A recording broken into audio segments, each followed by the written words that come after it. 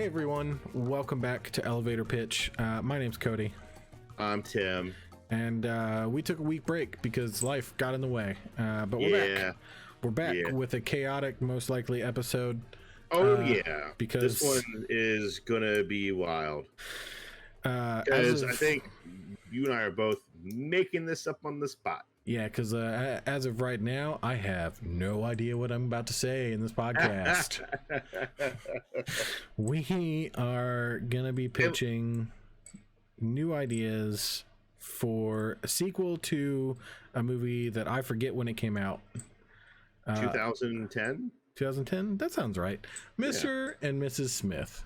And I think the problem that we're both facing is that Mr. and Mrs. Smith was one of those movies where, like, it didn't really need a sequel. It kind of, like, it didn't. All the drama that it set up was kind of solved by the end of the movie. Yep. So it's like, where do you kind of go from there when there's not a whole lot of threads left hanging? So this is going to be one for the books. Yeah. Well, our buddy on Discord, Papa Panda Watch, suggested that we make a sequel to Mr. and Mrs. Smith, and so we're doing it. We're doing it. We liked it. We thought it was a great idea. Even though we started talking about it, we're like, oh, this is a little bit harder than we thought. Yeah, because watched the movie and I was like, man, they really tied this one up, didn't they? Yeah. Like there was like a little loose thread, I think. Yeah, about there like, you know, like of threads. Who hired them to like kill each other, kind of thing. Well, no, that was answered. Oh, okay. So never mind then. So I'll why don't you go ahead and tell us what the first movie was about, man? Let me go through the plot of the first movie. So the first movie, you have Brad Pitt and Angelina Jolie, Mr. and Mrs. Smith. Well, whatever their names were before they got married. They're both in the same, like, I don't actually remember where. They're in the same country. They're in like some Caribbean area. Yeah, there's some kind of like civil unrest happening or something like that. They're both there. They're both clearly like armed. Like they make a point to show that he's got a gun and she has knives.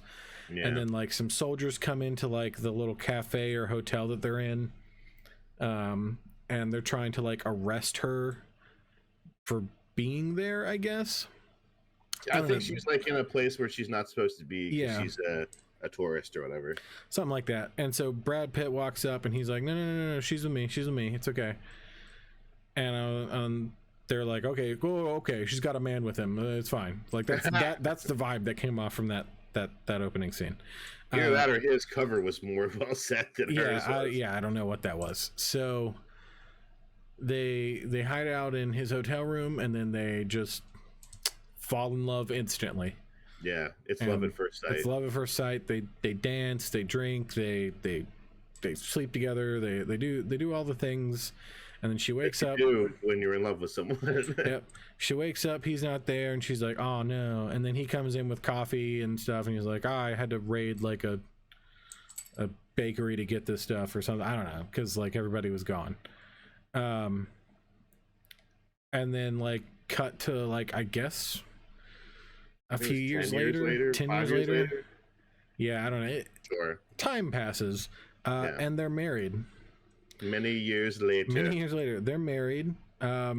Neither of them know each other as a spy. That's pretty much the premise of the movie. They both go to work at normal hours, like you're supposed to go to work. No one asks any questions. Her cover is some kind of finance thing or something that she runs. He works for like travel. Like a travel thing. He works for like construction or something like that. Yeah. Vince Vaughn is his partner. I forgot Vince Vaughn was in this movie. Yeah, he also runs it with him or something, or like they're like the remote agents in this covered building.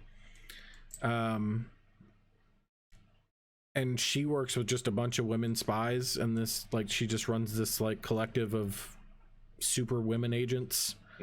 Like Charlie's Angels. It's like Charlie's Angels. Yeah. I think we've seen like a speaker or something. Like it's heavily implied. I think it's like Charlie's Angels. Yeah, it's like a Charlie's Angels reference. But anyway, it's clear that they work for two different agencies. Yeah. Rival agencies, apparently. Rival agencies. And so they both are asked to kill a target in the desert. And they get the same target, and they both go out there, and she's set up like mines everywhere and is waiting, and then he comes rolling in on like a dune buggy, and she thinks he's just a tourist, doesn't actually know it's him, and then he pulls out like a bazooka or something, and she's like, oh, not a civilian, and then she shoots him, but he's wearing a bulletproof vest, so he's fine. He got his plot armor on. And then he shoots a rocket at her. That's a great scene. Blows up the building she's in, but she's fine. And then plot armor. Plot armor. And then all the mines go off, but the target is fine. They make it out alive. And then like it basically just like it shows off how like their marriage is sort of falling apart. Like there's like in the beginning they're in marriage therapy. They're in marriage counseling. Like that's a reoccurring bit throughout, is that they're just like talking to a therapist either on their own or with each other.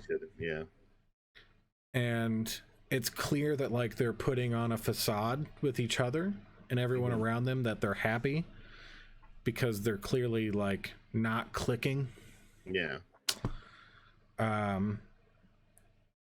And then I don't remember the inciting incident that I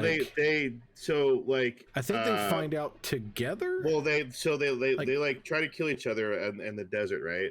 And then Brad Pitt recovers part of the laptop. That's right. From the wreckage. The address is her work. She uses satellite feed to see that it's him. So they find out simultaneously that they're both spies. They both figured out at the same time. But instead of confronting each other, they try to again almost assassinate each other without telling the other person that they're a spy. I guess. They sort of like play this like game of chicken at dinner.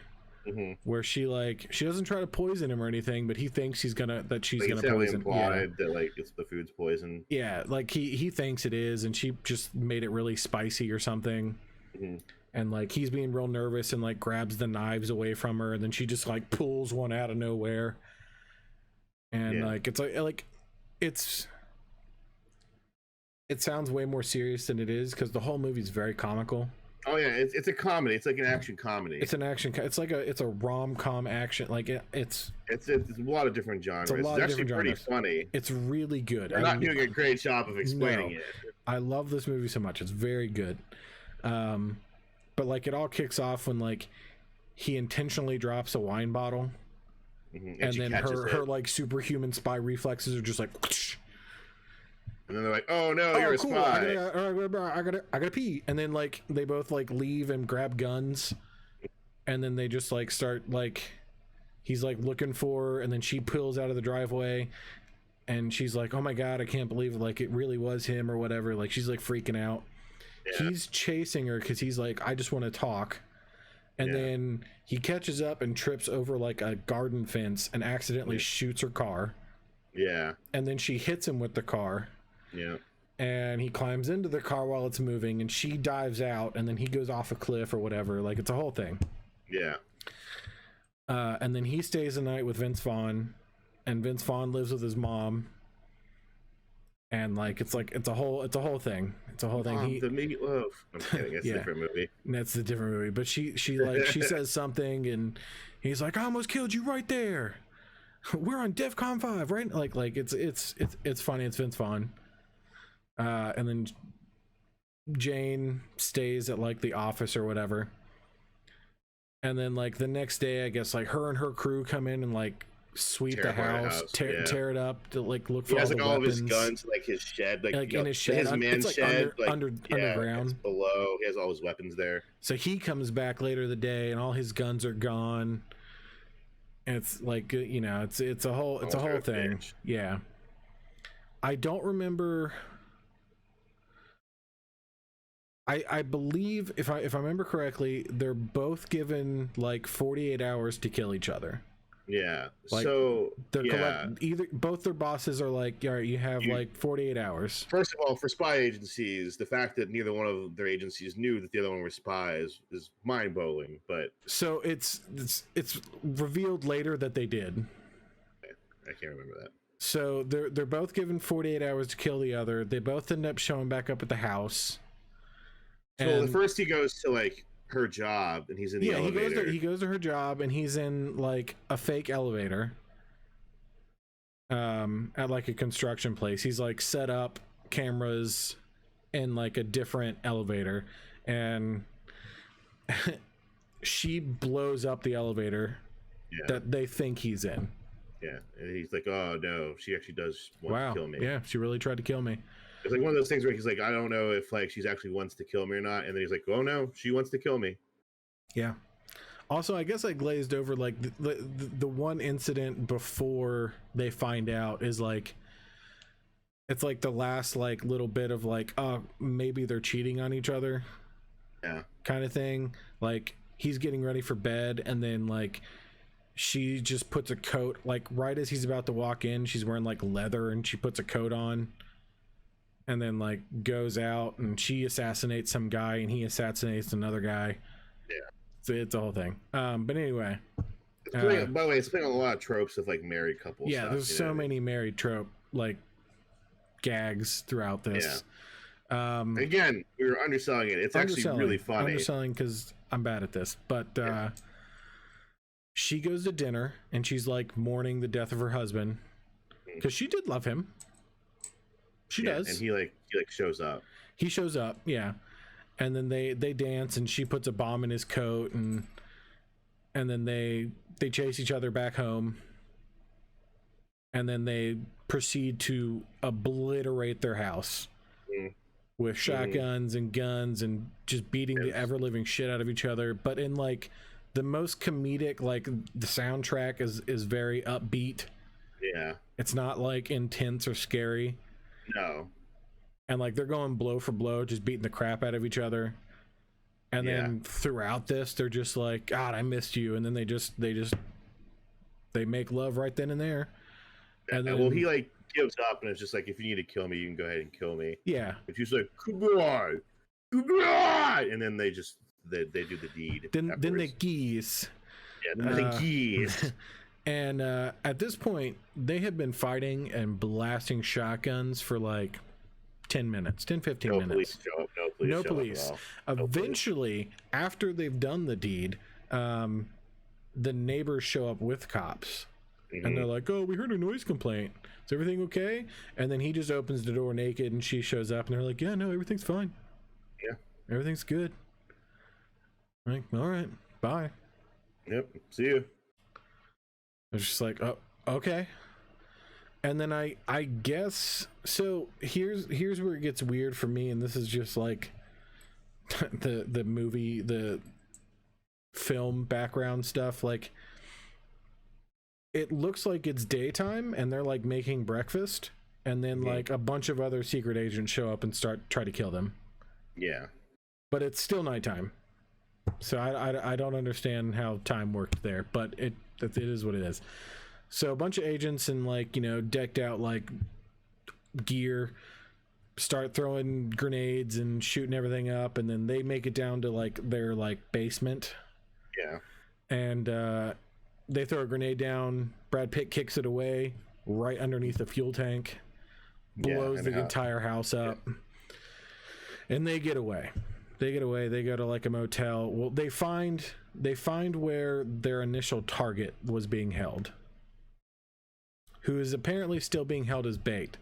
But it's revealed after it's revealed after they capture him and they interrogate him that he actually works for like the CIA. Yeah. And that he was just playing as bait because both of their agencies found out they were married, and both agencies are trying to kill them actively now. Yeah. Because they were married. That's the plot at this point. And so the end of the movie is them essentially going to like a hardware store, and it's this weird like it's like a big Walmart, lot, like, big Lots place. It's hard to explain. It's like a Sam's there's, like, Club, clothing BJ's. there, but like there's also like knives and hammers and guns and Yeah, stuff. I don't It's know. like a Big Lots or a Sam's Club. Yeah, or IKEA. Yeah. Like it's just a big store, and yeah, they have a big showdown with, I guess, both agencies.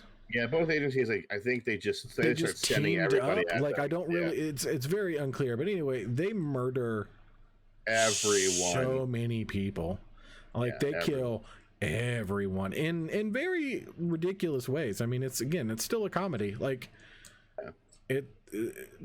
But in very ridiculous ways. Like at some point he gets on like an ATV pulling like a garden cart with a minigun on it. Yeah. Like it's silly. It's real silly. But also awesome. Yeah. And then they just wreck shop. And then the movie just ends with them in their like decrepit house and they're and in their therapy just being like, yeah, it's great. Everything's great.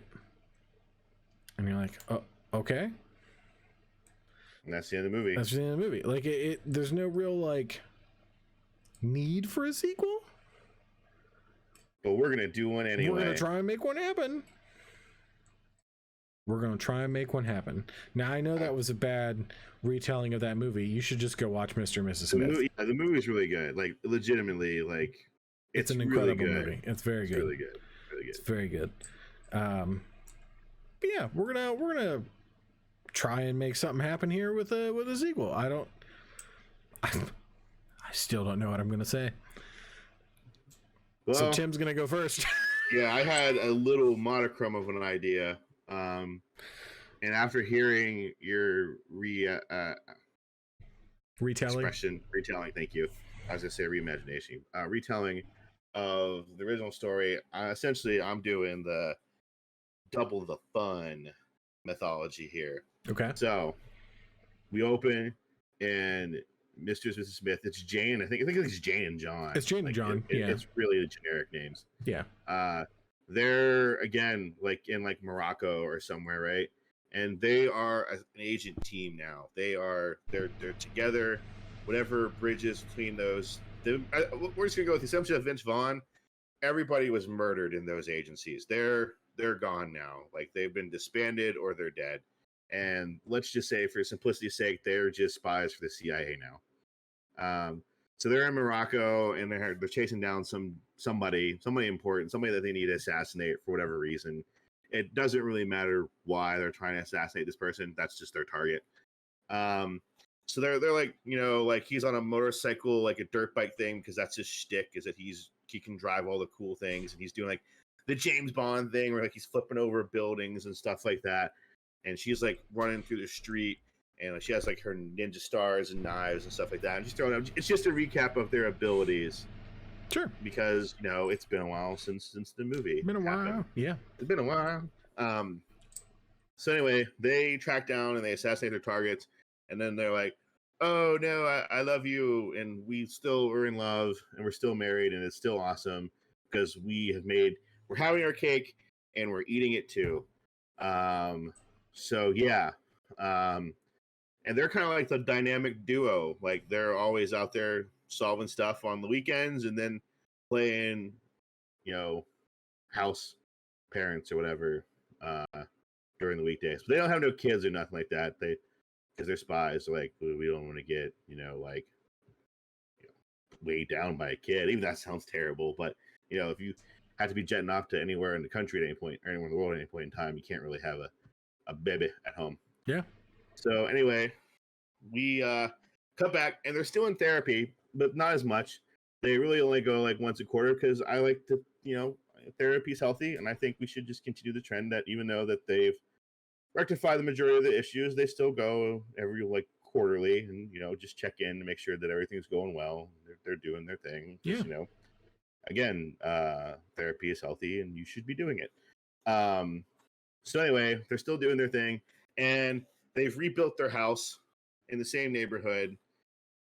HOA was just like, oh, whatever, you build your home. This is a movie. We don't care. Sure. Just, oh, there was a gas leak. That's crazy. Plot. Yeah. Plot. things. It doesn't really matter. They rebuilt their home. John rebuilt it because he's a man. I don't mean that in any type of way, but he's just, he's supposed to be like the macho man guy, at least like. Look, those are the tropes that the first movie set up. Yeah, and that's what I'm going with because I have to play by the rules. And maybe Jane helped too because she's a badass spy woman, and why not? So anyway, they rebuilt their home together. Vince Vaughn's character is not there anymore. He got murdered, I guess. I don't know. I totally forgot Vince Vaughn was in this movie until you brought it up, and then I was like, oh well, I didn't account for him. But anyway, he went on some secret mission and he got murdered. And they have a dog named whatever his character's name was. I forget what it was. They named a dog after him because they ain't got no kids. Anyway, 4th of July weekend, and they're 4th of July weekend's coming up. And they got like some new neighbors moving in because their neighbor that was like always around in the first movie, he moved away for some reason. Maybe he was like, oh, I don't like the fact that my neighbors are blowing up their house every other weekend and they're weird and they're always not there and they're doing crazy stuff like that. And I don't want to live next door to this no more. So he moves out and they're getting new neighbors. The new neighbors are a couple. And just because this is my pitch and I think it's funny, we keep having this inside joke, it's Tom Holland and Zendaya. And they move in next door to them. And they're a couple. And they're like, oh, cool, you're our neighbors. And, we should be neighborly because that's something that people do when they live next door to people is like try to become friends with their neighbors. It baffles me. I don't quite understand. But everyone I ever knows a house like is friends with their neighbors for some reason. I don't know. But anyway, they go through that trope. They're like, oh, 4th of July is coming up. We're going to have ourselves a big barbecue over at the house. We put in a new pool, and you guys should come on over. And they're like, oh, cool, yeah, we'll catch you guys this weekend. Ha! I'm Tom Holland, and this is Zendaya. I didn't come up with a character's name for them because I didn't remember what Brangelinas were until recently. Anyway, so they go away to do some spy stuff. Brangelina. And they're like, again, chasing down some criminal. It doesn't really matter again who they're chasing down. Just they get a mission and they're like, cool, we have to go. And then they're flying and they're having like their romantic time too, because we also gotta do the marriage tropes thing because that's what the basis of the movie is for. And they realize like we don't really have a lot of people to share this with. It's cool, it's just me and you, but like it's just me and you all the time. You know what I mean? Like. And while I love you and I love that we have this life together, it's like like what was it? How I Met Your Mother? Like couples need other couples to like bond with and whatnot, right? So anyway, they go to their assassination mission, and while they're like chasing him down, and they get him cornered, and then boom, he gets shot in the head from a distance, and like what? Oh my god! Like what's going on? Like we didn't shoot them. So they're like, well, I guess we can consider this mission successful, even though we didn't kill this person, he's dead now. And that was the whole purpose of us being here, because we're badass assassins that need to kill somebody. So they're like, well, we need to figure out who did this. So they go back and they have their own they rebuild the shed and they have like their own mutual like spy stuff below. And they're doing research through like satellite imagery and all that cool spy tech and whatnot. And they see that it's like two people on a rooftop, and one of them, sniper shot the other dude. And they're like, "Ah, man, who could this be?" And they're like, "Oh, I don't know, but this one person who was standing up next to the person has like this like tattoo like right here. You know what I mean?" And they're like, "Oh, okay. Well, at least we have an identifying mark." So anyway, it's 4th of July weekend, not the 4th of July. 4th of July weekend. It's imperative that that it's like July 2nd or whatever. You know what I mean? Like. It's that Saturday before the 4th of July. And they're having a barbecue, and they're like all passing around. There's like a bunch of people there. Like it's like a block party kind of thing that they do at their house, Jane and John, because even though they blew up their house, people will have moved on past that, and they're all like friendly. And it was just a gas leak, right? Yeah, it was a gas leak. It wasn't necessarily their fault, even though it was. But anyway, they're all having a black party there. Everything sounds fun. And Brad Pitt's cooking there, and he has like the kiss the cook shirt because we have to have all the stereotypes in this movie because that's what happened in the first movie. You know, he has the shorts with the t-shirt tucked into it and the shades and the New Balances on. Like he's full on dad mode because this is the image he has to portray or whatever.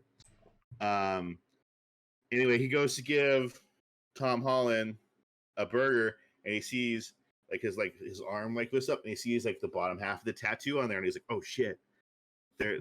He has a tattoo that guy had that shot these people. These people over here are also spies. And then there's like this again, they do the awkward thing again where like they're all like Tom and Zendaya, they know that Brad and Jelena are spies because they obviously killed that guy and they're like, oh no, that they were there and they know now that we killed this dude. So they had that awkward moment again, kind of in Mr. and Mrs. Smith, the original one. Yeah. Like they're like playing that tense game of like chess, trying to break the whole like, we know you're spies and you know we're spies, but we have to like, we can't just say it because movie reasons. So yeah, they eventually find out through some like kind of like similar stuff, like they either catch a bottle or he throws something and then like Zendaya catches it and she's like, I don't know how you're able to do that. Or you know, like they're playing like, you know, like some, I don't know, a game that you play on 4th of July, like horseshoes or something, and she's just like nailing it. Or they're playing cornhole and she's just like tossing it. Everyone is just going in the hole. Like it's just ridiculous things. Just like he's just like doing something like Brad's like on the grill with the tongs and just like whoops and just like and he flips a burger in the air and he like catches it. You know what I mean? Like just something ridiculous where you're like, okay, and nobody saw that. Anyway, so they have that tense moment and they're like, all right, well, like what's up? Like let's meet up later. We gotta solve this. And then they kind of have like later on the day, they kind of have like at they're shooting off fireworks and they're having like the big fight scene between the two of them and between Brad, Jelena and Tom and Zendaya. They're having the big fight scene where they're like, you know, they make like the corny jokes that they made in the first one about like switching wives and doing stuff like that. And, you know, Brad's fighting Zendaya and Tom's fighting Angelina, and then they're fighting each other and they get thrown into the pool, and then like the two wives are fighting each other, and the two guys stop and they look at their wives fighting in the pool, and they're like, "Oh no, it's like a lesbian love scene, and every guy loves that kind of stuff, and it's a trope, so we need to have it in here." And maybe even it slows down, and their hair is all like, you know, it just has to be crazy insane because that's what happened in the first movie. But if we're doing that, then you have to do the same moment, but with the two guys. Absolutely, like they're fighting, and there's fire, and their shirts come off and whatnot, like, and they're all sweaty, and they're wearing jeans. Yeah, the two women look over. It's just they're all like grease falls on them for some reason, and they're all like sweaty, and they're wrestling, and you know, like just. It's the stereotypical stuff that you get in a movie like this. You know what I mean? You have to. Like, I'm not trying to be like creepy or weird with this kind of stuff. It's just what happens in these movies. But you have to have both. You have to have both. Like it just have to. Just like the sun setting, both at like the grills flaring up behind them. Just both absolutely. In jeans, like just There's volleyball there for some reason, and they're all rolling around in the sand, and you know. It is what it is, you know what I mean? Like that has to happen in the movie. Has to. So that whole fight scene comes down, and they're just like, "Listen, why are you trying to fight us?" And they're like, you know, the agency that you disbanded, they never went away. We worked for them, and we were told we had to come kill you." And they're like, "Do you even know why you have to kill us?" And they're like, they think about that because they don't know why. They were just given a name. Like they're like. We moved in here to try to get like intel on you guys and whatnot. Like we don't know what's going on here. And they're like, well, let's try to figure this out together. Like we're gonna team up. We've been looking for a married couple to be friends with anyway, and you're gonna be it now. Sure. We're like, again, double the pleasure, double the fun here. Okay, we're going full blown Z's. It's the four of them taking down this evil corporation again. And then we kind of have like a day or two passes where they're figuring out all this information and they're exchanging stuff, and it's kind of like, again, it's very similar to the first movie because the first movie was great, so don't fix what ain't broke, right?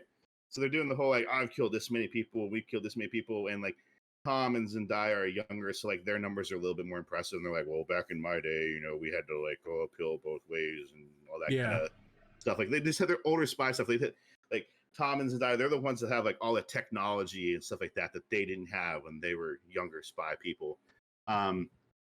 Anyway, it comes to the actual 4th of July, and there's a big 4th of July parade that's happening, and they're like, okay, well, we know for sure that one of the dudes that works there is going to be at this place, so we need to go there and we need to take them out now and end this once and for all. So they go to the 4th of July parade, and it ends like the parade ends like this baseball field, and then all the fireworks start like going off again, right? And then they have like another fight with, again, like very much like the first movie. It's the 4 of them versus all the agents, and they murder everybody while like fireworks are going off. And it's cool because they can fire guns, and no one's gonna know because there's fireworks going off. And if you lived in America, you know that people are firing guns on the 4th of July anyway, so nobody gives a crap if you're firing guns. That's just what you're supposed to do on the 4th of July. Real talk. Which is why I made the setting on the 4th of July. Yeah. So like, they just murder everybody, right? And then like they're like, okay, we're free now. We're gonna be the 2 power couples, and then they go on a trip to like Jamaica or something, and they're all like, we're so awesome and so great.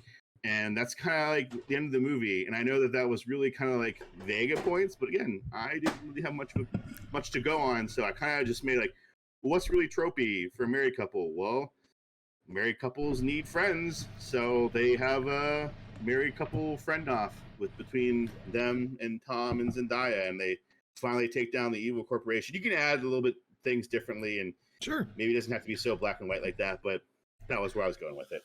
No, man, it's truly remarkable how our brains work, because no way. When we were first talking about this, right, we were supposed to record last week and we ended up not. Yeah. My initial thought was, what if another spy family moved in next door and I'll just make it Tom Holland? Now, I didn't do Zendaya. It was going to be like Tom Holland and like Jennifer Lawrence or somebody. Okay. But same premise. So that's wild.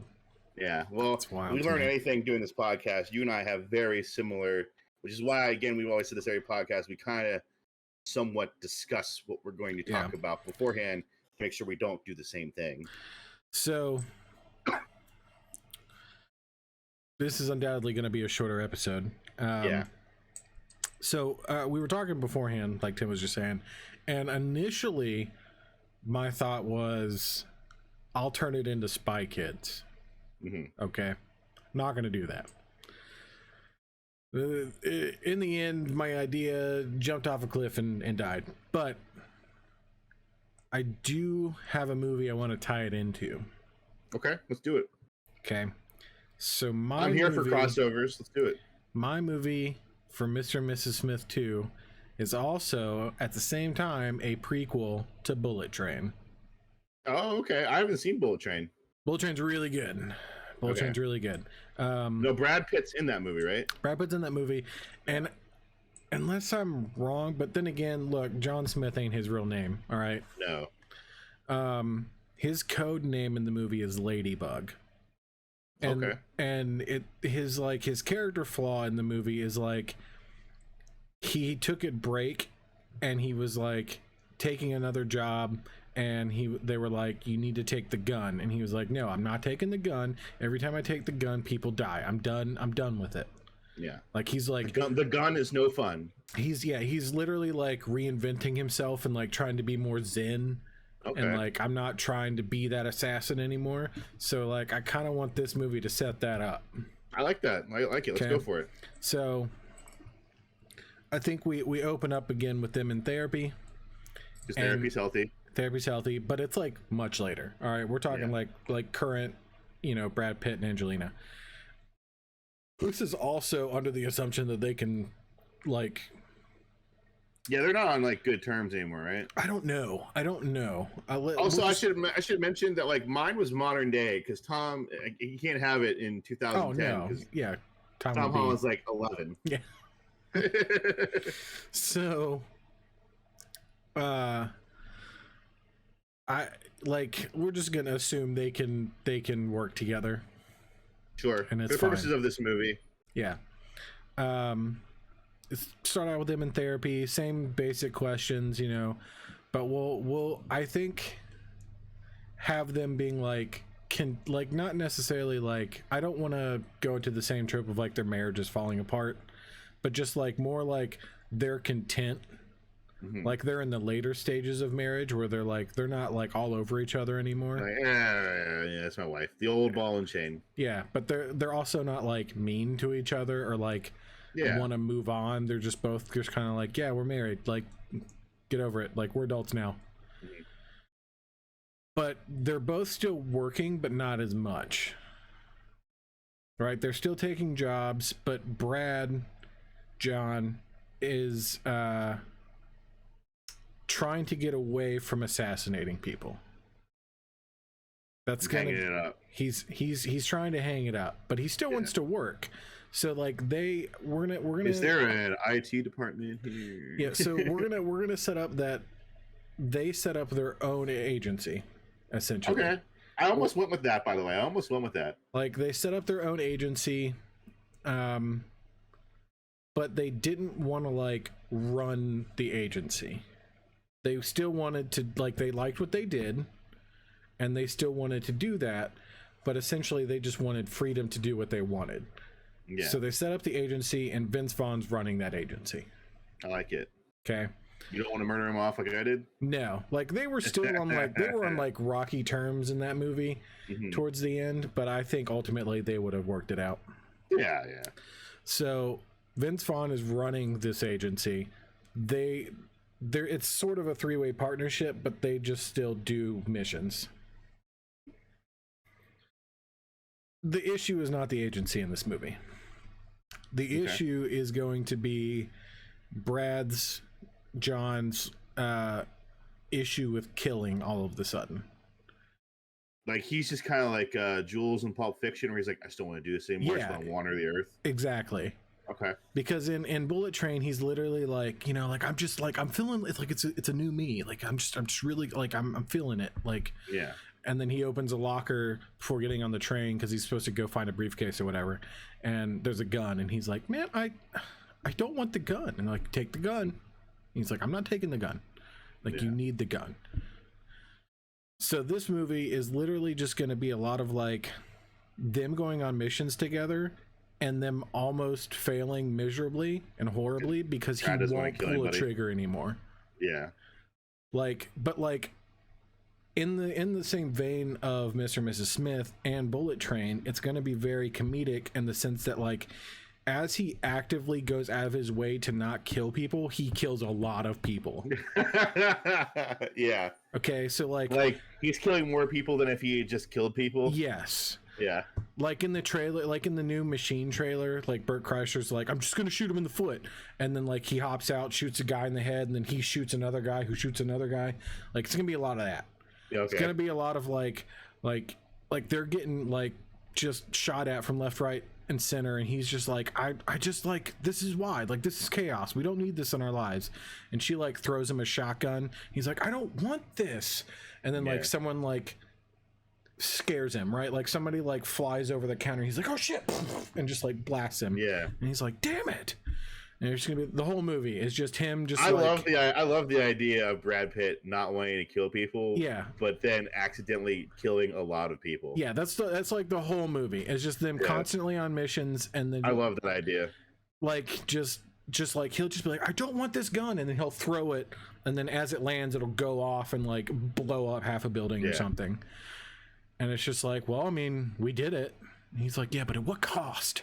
Like he's just internal struggle. And like turn around and stab somebody. Like, oh no. Yeah, exactly. Like it's just constant like accidental killings, and he's just like this is really weighing on me right now. You don't understand. Yeah. Like we'll even do like a montage in the beginning of like we can do some deep fakes and like de-age him of just like his journey of just like not like over time as he's like gotten more and more like, I don't know if I can do this anymore. Yeah, so it's not just like a light switch effect for anyone watching the two movies back to back. Like there's got to be some kind of totally like in the last 10 years they've just been on expeditions and just slowly over time it's just like, man, you ever think we just killed too many people? Yeah. as he's like breaking somebody's neck. Yeah, like it just horrifically. And then if I remember correctly, the inciting incident for it in Bullet Train was like, I need to rewatch the movie, but I think they did explain it. I might be rewriting a little bit of it. If I am, it's not my intention, but like, Yeah. I want to say he was there to kill somebody, and then like it went horribly wrong, and like everybody died, and like they're all like vomiting blood, and it was horrific, and like he was like, I don't ever want to do this again. So like I think it'll lead up to that event. Okay. Where like he's like really conflicted the whole movie, and then it'll lead up to that like that event in Bullet Train that sets up Bullet Train. Like that'll be. Oh, so this is before Bullet Train starts. Yes, yeah, this is a prequel. This is a prequel. Okay. So like I want to establish. No, I haven't seen Bullet Train, so I thought in the movie Bullet Train that's what happened. They show it. It's like they keep flashbacking to what like that event was. And so like I think that this will lead up to that event, but it sets that up in the way that he's like already conflicted, and then like that's like straw breaks the camel's back. Yeah. So like he's just like, again, it's comedic. So like the whole movie he's like, he's still Brad Pitt and he's still John Smith, so like he's still very good at killing people. And like I think towards the end he will like have to be that guy. Yeah. To like save Angelina or whatever. But I think I'm actually gonna have her die in this movie because she's obviously not in Bullet Train. Yeah. So in order to tie that in, that's what ties in like the tragic event where he's just like, I cannot do this anymore. Well, I've lost my wife, I lost my home. So I think we can do that thing like Fast and Furious is doing, where like so in the new Fast 10 in the trailers, like Jason Momoa is just there in the events of Fast 5. Like they keep they keep like CGI him in. They CGI him in they showed like the cars pulling the safe, and then like the safe knocks a car off the bridge, and then Jason Momoa flies out of it, and I'm like, yeah, that didn't happen. That didn't happen like that. But okay, so we're gonna do that. We're gonna have like they're both working that job. Yeah, and then like she accidentally drank the tainted wine and dies there with everybody. Yeah, sure. Why not? Just CGI her in the background and it's fine. Absolutely, that's what we do now. Yeah, that's what we do when you're just like, I need to make this make sense. I mean, didn't they do the same thing with like Jason Statham in like Fast 7? Yeah, exactly. He was there when Han died, when he clearly was nowhere there when Han died. Yeah. And they've altered that scene like 4 times, I think, for that. I know. Like, I know. Like it went from like Han being bloodied and mangled, hanging upside down, to all of a sudden just not just. Yeah, he's just trying to get out and escape, and then he's just eating chips, standing next to Mr. Nobody, watching everything happen. And I'm like, he was in the. But what? Wasn't he like a hologram too? Like he just disappeared after Jason Statham walked away. Jason Statham walked away. He's just not there. Sorry, I know we're going on a tangent about fast movies here, but they're ridiculous. I love them. I can't wait until we do Fast 11 once Fast 10 comes out. Dude, it's gonna be so good. It's gonna be so good. It's gonna be wild. I can't wait. Anyway, but that's the vein that I'm going here with Mr. and Mrs. Smith too. Is like, I want to set up Bullet Train, and I just want a comedic movie of like it's obviously gonna end tragically. Like Brad Pitt just slowly getting to the point where he's like, I can't be a spy anymore. But for the whole movie, it's just him comedically murdering people by accident. Yeah. Like he's like, hey man, I'm gonna let you go. Yeah. And then like a train like runs him over. Yeah. And then like we'll set it up to be like the mission that they go on, where like she dies and everybody dies, and it like scars him for life or whatever. Like we'll have a big like a nice moment between them where they're like, she's like, I'll always love you, I love you, blah blah blah, and like this. Let's just say like if this goes well, this is it. We'll start taking different kinds of missions or something. Yeah, you got to set up the whole like I'm one day away from retirement thing. This is it. You gotta do the thing where like it's gonna be me and you forever once we're done with this last mission. We're gonna go like vacation for a month in like the Bahamas or something. Yeah, we're going to Aruba. Yeah, and like that's how we'll set that up, and then that event will happen, and then it'll lead into Bullet Train. I like that idea. I mean, I don't know how you go about like setting it all up because I haven't seen Bullet Train.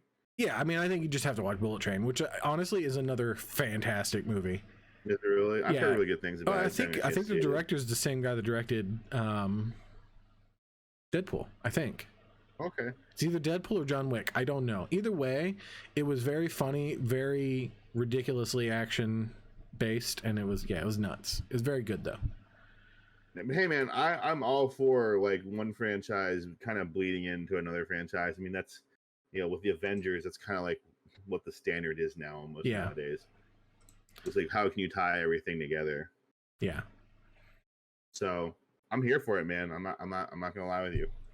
Yeah, that is my off the cuff, quick and dirty pitch. Very truncated pitch for Mr. and Mrs. Smith 2. It is a prequel to Bullet Train.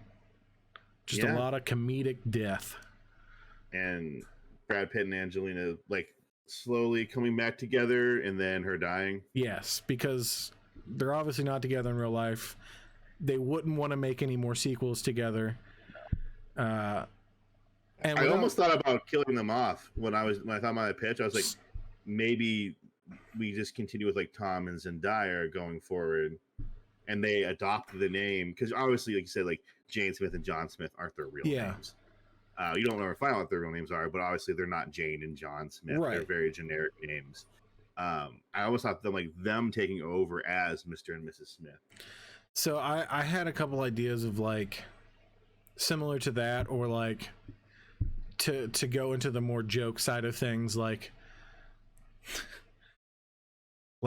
have them like they have like a child, like it's like a son or whatever, but like it's a baby, right? And then they both die at the end, and then they're both like she like she dies first, and then like Vince Vaughn's there with them, and like we'll say he survives, but like he's like, what you never told me your real name, and then he says something and it's like something Bond. Oh yeah, and I was just kind of like, oh yeah, it's James Bond's parents somehow. But no, I didn't. I mean, I also thought about like having the whole baby angle of like, maybe they adopt Tom Holland and they adopt their baby. I had a whole bunch of ideas. The problem with this, and thanks to Papa Panda Watch for coming up with the idea. I really do think it was a good idea. I just had a lot of different ideas and no real way to make a real cohesive story out of them. Yeah. I had like 4 ideas right off the cuff. I was like, you could do this, this, and this.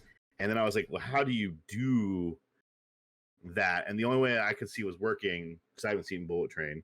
The only thing I could see working was to just lean heavily on the tropes and give them a married couple to be friends with. Yeah. Yeah. No, I think look, I honestly I'd watch both, but I like yours. Yours sounds more like an actual sequel that would be made. Yeah, mine is definitely a Hollywood-esque sequel. Like if they're like Mr. and Mrs. Smith made a lot of money, which it did. We want to make a sequel, which they don't have to because they said Mr. and Mrs. Smith. Yeah, it did fine. It's fine. Yeah. It's exactly what it needed to be. It didn't need a sequel. So not every movie needs a sequel. Just pointing it out there. Not every movie needs a sequel. And a movie can just be good and just be good, and that's it. Yeah. But if you were going to do a sequel for this movie, I think I have the more Hollywood-esque 100% approach. 100%. You have the I'm a fanboy of these 2 movies. Let's combine them approach, and I'm also here for that as well. Yeah, 100%. I'm just like, because I don't think ultimately any pitch, even if I had legitimately like really, and I did really think about it, but if I had actually come up with, I had 2 weeks to think about this, and I had, like I said, I had the basis of a bunch of ideas, but couldn't think of any real substance for either one of them, except for the one that I went with. And every single idea I had tied into something else. Okay. Every single one. Like I did have a thought of like tying it into like Fast and Furious. I remember you told me that, and you were like, oh yeah, they work for Mr. Nobody. Yeah. Because why not? Like not like they're in the same universe kind of thing. Oh, it was going to directly tie into like. Oh, okay. Like you were going to have like Dominic Toretto show up. Yeah, well, no, I mean they were just gonna be there in the background, kind of like the way that they like just CGI people into these movies. It was just gonna be like, oh yeah, they've always been there, and then it would just be like just them standing in the background and be like, oh yeah, no, we've always been here. We've always been a family. But yeah, all right. Well, which one of our pitches did you like better?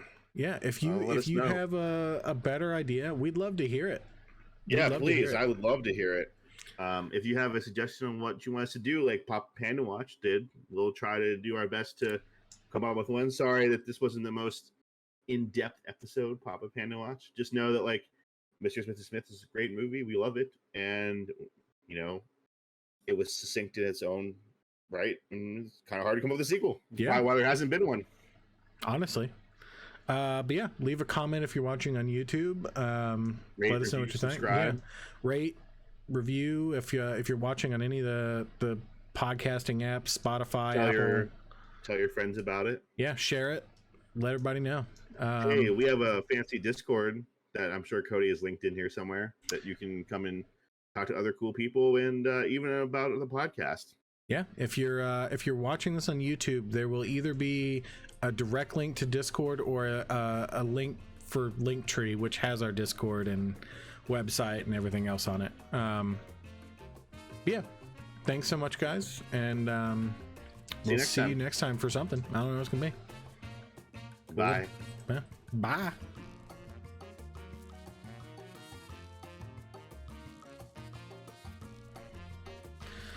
Oh man, I mean, I thought it was good. I thought it was good. I thought that was good. Yeah. How long did we go? Like 45 minutes?